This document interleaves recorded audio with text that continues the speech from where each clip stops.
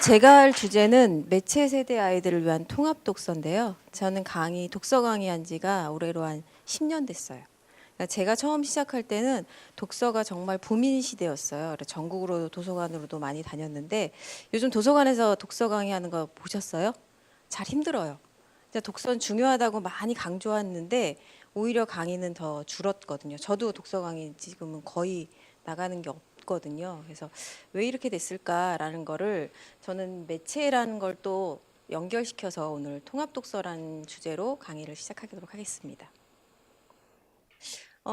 독서하면 저희 많이 쓰는 창이죠. 토탈 사이트 창. 검색을 딱 해봤어요. 독서 치자마자 뭐가 보이죠? 교육 종합 시스템. 거의 이게 다 차지하고 있습니다. 결국 독서하면 사람들이 생각하는 게 많이들 공부, 입시 이런 쪽으로 생각한다는 거거든요. 그래서 어른들이 이렇게 생각하는 게 결국 아이들한테 독서도 그렇게 시키고 있는 게 아닐까라는 생각을 하게 됩니다. 그러면 다시 독서로 돌아가서 읽다라는 개념이 동사잖아요. 읽다라는 동사. 읽다라는 동사를 어디다 쓰죠? 어머님 생각해 보세요. 책을 읽습니다. 그쵸? 그 다음에 또 뭘 읽죠? 세상을 읽다. 마음을 읽다도 가능할 것 같고요. 뭐 어머님 생각나시는 대로 다 말씀하셔도 돼요. 의미를 읽다. 뭐 이런 말도 될 것 같고요. 이미지를 읽다. 이미지를 읽는 세대가 됐습니다. 그리고 더 나아가서 사회도 읽습니다. 그쵸? 그것처럼 앞에 어떠한 것들을 많이 넣은 읽다들이 가능한 거예요. 그러면 우리가 독서를 책이나 글을 읽는 걸로만 국한시키지 않아도 충분히 가능하겠다라는 생각을 했고요. 지금처럼 매체가 중요한 시대는 더더군다나 책만을 강요하는 건 어떻게 보면 아이들랑 맞지 않지 않을까라는 생각을 하게 된 게 제가 통합 독서를 이야기한 겁니다. 통합 독서 얘기하면 사실은 들어보신 분도 계실 거고 아니면 통합 독서가 뭐지? 라는 생각을 하실 수 있어요. 근데 사실 뭐 통합 독서라고 검색해 보시면 이게 뭐 사전적인 의미로 나와 있진 않습니다. 근데 초등 저학년 같은 경우는 교과 통합이라는 게 있어요. 그게 뭐냐면 뭐 추석이라는 키워드가 하나 있으면 국어교에서는 추석이라는 것과 관련된 책을 읽고 뭐 다른 과목에서는 그거와 관련된 활동을 하거나 이렇게 교과 통합은 가능해요. 근데 제가 얘기하는 통합 독서는 조금 그거랑은 다를 수도 있습니다. 지금 좀 전에 보여줬던 포털 사이트 거기에 검색하면 어른이고요. 아이들은 그럼 어디다 검색할까요? 유튜브에 검색합니다. 많은 아이들이 이제는 우리처럼 이런 거의 토탈 사이트에 검색 안 해요. 그러고 난 다음에 거기 검색해서 모든 하우투를 거기서 다 익힙니다. 문자 세대인 어른과 영상 세대인 아이들의 가장 큰 특징은 어른은 옳고 그름으로 판단을 한다면 아이들은 좋고 싫음으로 판단을 한다는 거죠. 그리고 무엇보다도 다른 게 뭐냐면요. 우리랑 다른 게 재미가 있어야 됩니다. 재미가 없으면 어떠한 것도 하지 않아요. 그래서 사실은 제일 마지막에 강의에 사춘기를 하겠지만 사춘기와 관련된 것도 재미있는 아이가 인기가 좋아요. 예, 재미가 정말 중요한 아이들의 중요점이 됐고요. 피사에서 여러 검사를 하거든요. 그쵸? 아시죠? 피사 많이 들어보셔서. 근데 2012년도에 뭘 검사했냐면요. 디지털 읽기 소양이라는 검사를 했어요. 그건 뭐냐면 하이퍼링크 상태에서 읽기 능력을 테스트한 거죠. 우리나라 몇 등이죠? 1등입니다. 19개국 중에서.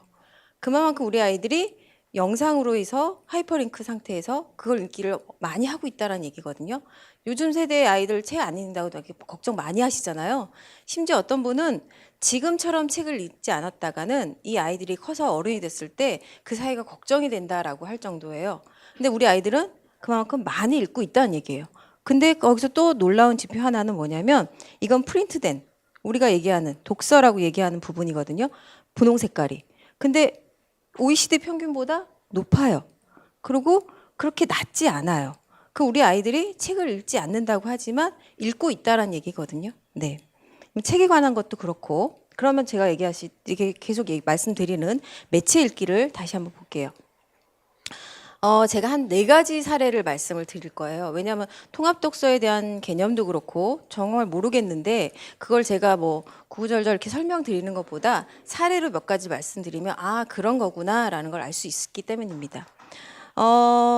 제일 먼저 하시기 좋은 건 뭐냐면 아이의 관심 키워드를 보시는 겁니다. 내가 무엇을 관심을 가지고 있는지를 보시는 거죠. 예를 들어서 그리스 로마 신화를 많이 본다. 초등학교 때 많이 보잖아요, 이 만화책. 그럼 이 만화책만 보고 끝내는 게 아닌 거죠. 만화책에 보면 우리나라에도 나와 있는 임금님 기는 당나귀기 다 아시는 거죠. 대나무밭에 가서 막 소리 질렀다는 그 내용이 똑같이 그리스 로마 신화에 나와 있습니다. 여기도 이발사가 임금님 귀 당나귀인 거를 그 혼자 가지고 있으려니까 너무 힘들어서 밭에 가서 소리 지르거든요. 이렇게 동서양의 전혀 다른 곳에서 같은 원형을 가지고 있다는 건 뭐 비교 신학적으로 깊이 들어가면 더 많은 이야기를 할 수 있지만 그렇게까지 들어갈 필요는 없고요. 여기서는 이제 그리스 로마 신화와 연결시켜서 이렇게 우리나라 전래동화까지도 연결할 수 있고요. 그다음에 또 어머님들이 많이 알고 계시는 마이다스의 손. 손만 대면 금으로 변하는 그 이야기죠. 그림책으로도 나와 있습니다. 단행본으로. 만화책으로만 보지 마시고 다시 한번 그림책으로 보시고 그리스 로마 신화는 저 위에 것도 그렇고 아래 것도 그렇고 그림으로 정말 많이 나와 있거든요.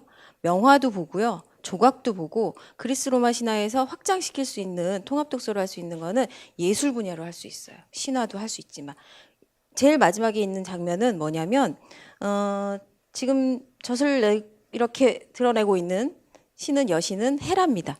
그리고 그 아이는 헤라크레스예요. 헤라크레스가 원래 인간과 사람의 반반이잖아요. 근데 신의 젖을 먹으면 신이 될 수 있거든요. 그래서 신들이 헤라가 잠든 사이에 몰래 가서 젖을 먹인 겁니다. 근데 헤라크레스가 원래 힘이 세잖아요. 어렸을 때부터 힘이 셌어요. 그러다 보니 그 빠는 힘이 너무 세서 헤라가 잠에서 깬 거예요. 놀라가지고 밀쳐버렸죠. 그러니까 어머니들 젖 먹여보셨죠? 애들 젖 먹다가 딱 빼면 어떻게 했죠? 뿜어 나갑니다. 뿜어 나간 거예요. 은하수까지. 그래서 그게 은하수라는 유래가 있습니다. 밀키웨이. 네. 그걸 이 영어랑도 연결시킬 수 있는 거예요. 이렇게 하나의 책으로 끝내지 마시고 아이들하고 관심일 수 있는 것들을 확장시키는 거죠. 아이들이 요즘 세상에 너무 재밌는 게 많아져 갖고요. 책으로 흥미를 끌어들인다는 게 쉬운 일이 아니에요. 왜냐하면 책은 고난이도의 집중과 그 재미없는 과정을 거쳐 가야지 재미를 느낄 수 있습니다. 근데 그렇게까지 끌어가기가 쉽지가 않거든요. 그리고 많은 사람들이 아까 매체 얘기 말씀을 잠깐 못 드렸는데 매체를 마치 독서에서는 악의 축처럼 그게 없으면 책을 읽을 것처럼 얘기를 해요. 과연 그럴까라고 생각했을 때 우리 때는 매체라고 해봐야 정말 악의 축이라고 해봐야 TV밖에 없었어요. 근데 지금은 TV 말고도 너무 많이 열려 있습니다. 근데 그건 그 많은 거를 차단하면 될까요? 차단할 수가 없습니다. 우리가 뭐 산골에 가서 사는 것도 아니고. 그리고 어떤 분은 그런 분도 계세요. 정말 TV를 없앴대요. TV가 없으면 그럼 애들은 책을 볼까요? 아니요. 옆집 가서 봅니다. TV를. 너무 재밌는 게 많아진 아이들이라 아까 제가 말씀드렸잖아요. 영상 세대 아이들은 재미가 정말 중요한 거라고. 그래서 책의 재미를 어떻게든 끌어낼 수 있는 요소들을 좀 찾아보시는 게 중요한 시점입니다. 저희 아이 초등학교 때 이 영화는 지금은 뭐 어디서 볼 수 있는지 잘 모르겠지만 크로싱이라는 영화였는데 가족 영화였어요. 근데 저희는 가족 영화인 줄 알고 저희 가족이 다 같이 가서 봤는데 알고 봤더니 탈북자 이야기고요. 이런 일이 있구나. 우리도 탈북 가족에 대해서 관심을 가져야겠구나라고 생각했던 영화였어요. 저희 아이가 엄청나게 울고 그다음에 가족들도 이거 어떻게 해야 될까 그때 당시 고민 정말 많이 했어요. 근데 그게 사람이 계속 유지한다는 건 쉬운 일은 아닌 것 같아요. 만약에 이렇게 가족 영화를 볼 수도 있지만 올해 추상미 씨가 폴란드로 간 아이들이란 다큐 영화를 찍었습니다. 이 영화는 뭐냐면 한국 전쟁 당시에 전쟁 고아로 생긴 아이들을 그냥 놔둘 수는 없으니까 북한에서 폴란드로 그 아이들을 보낸 겁니다. 전쟁 고아를. 그러고 난 다음에 이 폴란드에 있는 선생님들이 그 아이들 정말 사랑으로 키웠어요. 그래서 지금 여기 포스터에 나와 있는 분이 원장님 선생님인데 그 아이들을 생각하면 지금도 눈물을 흘린다는 거예요. 전쟁이 끝난 다음에 아이들을 강제 소환시켰거든요. 다시 북한으로 돌려보냈거든요. 그 북한으로 돌려보인 그 아이들이 너무나도 보고 싶다고 지금도 울고 있다고 해요. 근데 이분이 나이가 너무 많이 드셔서 지금 다큐를 찍지 않으면 돌아가실 수도 있겠구나라고 해서 영화로 찍기 전에 다큐로 먼저 찍었다고 하더라고요. 이런 영화 같이 보시면서 북한의 문제를 좀 더 다른 문제로 또 확장시킬 수 있겠죠. 왜냐하면 요즘의 아이들은 책만으로 접근하지 못하니까 영화는 정말 많이 보는 세대거든요. 영화를 보면서 그 생각거리를 끌어내주는 거. 그럼 이렇게 해서 끝나버리면 그냥 영화 보고 끝난 거잖아요. 그럴 때 선생님 통일이 뭐예요? 이런 책들을 같이 보면서 통일은 정말 해야 할 것인지, 통일을 했을 때 어떨 것인지, 통일에 대한 개념을 우리 때는 우리의 소원은 통일이라는 노래를 부르면서 컸어요. 근데 요즘 아이들은 그런 노래 부르지도 않고 통일이 되면 뭐 경제적으로 우리가 너무 힘들어진다 뭐 이런 얘기도 하면서 다양한 자기만의 생각을 가지고 있거든요. 아이들 생각이 없지 않아요. 그런 것들을 같이 이야기해 볼 수 있는 좋은 거리가 되는 거죠. 저희 아이 중학교 2학년 때, 중학교 때 책을 읽을까요? 아이들이? 안 읽습니다. 더 안 읽습니다. 정말 읽어야 될 시기인데 안 읽고요. 그래서 스파이더맨과 뭐 영화라는 걸 같이 보고요. 거기에 전기맨, 일렉트로라는 전기맨이 나옵니다. 그러면 이 전기는 어디서 공급되지? 우리나라는 원전이 너무 많다는데 이 원전의 문제는 어떻게 해결해야 되지? 밀양 사태는 왜 생겨났지? 이런 것들을 같이 이야기해 볼 수 있는 겁니다. 영화 하나 보고 그냥 끝내는 게 아니라 그 영화에서 이야기해 볼 거리를 찾는 거죠. 물론 신문 기사까지 보면 더 좋고요. 아이들은 근데 이거 별로 좋아하지 않습니다. 왜냐하면 영화를 보고 끝내기로 바라는 거고 어떻게 보면 도시에 있는 아이들이기 때문에 전기 문제를 자기가 이 원전이랑 뭐 이런 것들까지 고민하고 해본 적이 없어요. 하지만 이런 걸 한번 해본 다음에 또 기회가 됐을 때 연장이 되거든요. 처음부터 모든 걸 다 결과를 끌어낼 수는 없습니다. 그러고 난 다음에 이런 체르노빌 봄 같은 만화책이지만 꼭 이 시기에는 글로 된 책만 보시지 마시고 만화책도 좋은 만화책 정말 많습니다. 영상도 그림도 뛰어나고요. 이 작가가 직접 들어가서 그린 겁니다. 체르노빌 원전 사태 이후로 이거 만화책으로 되어 있지만 작품성 정말 뛰어난 작품이고요. 그러고 난 다음에 저는 고등학교 때 저희 아이 여전히 책을 안 읽죠. 그러다 보니 이렇게 좀 뭔가 끌어당길 만한 것들이 있는 책을 좀 권해보는 거예요. 툭툭 던져보는 거죠. 그 제목 목차가 이렇습니다. 음주운전과 음주보행 어느 것이 더 위험할까? 쏠깃하지 않나요? 제목이? 이런 거예요. 38명의 살인 방관자. 38명의 살인 방관자? 이건 또 뭐지? 라고 했을 때 우리나라에 올해 나온 영화가 있습니다. 목격자란 영화. 이거를 모티브로 삼아서 만든 영화입니다. 그래서 같이 연결해서 보시면서 정말 사람들이 왜 그 많은 사람이 봤대는데 살인을 봤으면서도 신고하지 않는가. 그런 사람의 심리를 이야기하고 있고요. 심리학에서도 되게 유명한 사례이기도 하고요. 그래서 위험한 일이 생겼을 때 도와주세요라고 하는 게 아니라 거기 저기 초록색 옷 입으신 아주머니 단발머리 아주머니 저 좀 도와주세요라고 했을 때 훨씬 더 사람들은 반응을 한다는 거거든요. 그런 거에 관련된 이야기도 해볼 수 있겠죠. 저희 아이 초등학교 때까지는 초등 어머님들이 계시다면 초등까지는 좀 읽어주는 게 밤에 잠자리 독서만 해줘도 정말 좋거든요. 그때 읽어주는 게 아이한테 평생을 남아요. 그러니까 저희 아이 5학년 때 이 책을 읽었습니다. 하루는 책을 읽어주고 밤에 읽어주는데 아무 반응이 없어. 왜 그런가 하고 옆을 쳐다봤더니 울고 있는 거예요. 그러면서 전태일이 너무 불쌍하다. 아빠가 어떻게 그럴 수가 있냐. 막 이렇게 반응을 보이더라고요. 그 다음날 학교 갔다 오자마자 뛰어와서 이 책을 막 찾아요.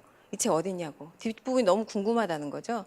그러고는 마저 읽었어요. 그래서 저는 이 책이 되게 기억에 많이 남을 줄 알았어요. 저희 아이한테. 저희 아이 고3이거든요, 올해.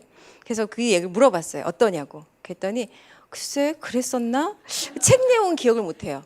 근데 중요한 지점이 있습니다. 엄마 그건 기억이 안 나는데 그날 엄마가 머리를 감고 채 말리지도 못해서 베개에다 수건을 깔고 누워서 날 읽어줬어. 근데 그때 났던 샴푸 냄새도 기억이 나. 책을 읽는다는 건 지식이나 정보나 이런 학습이 아닌 거죠.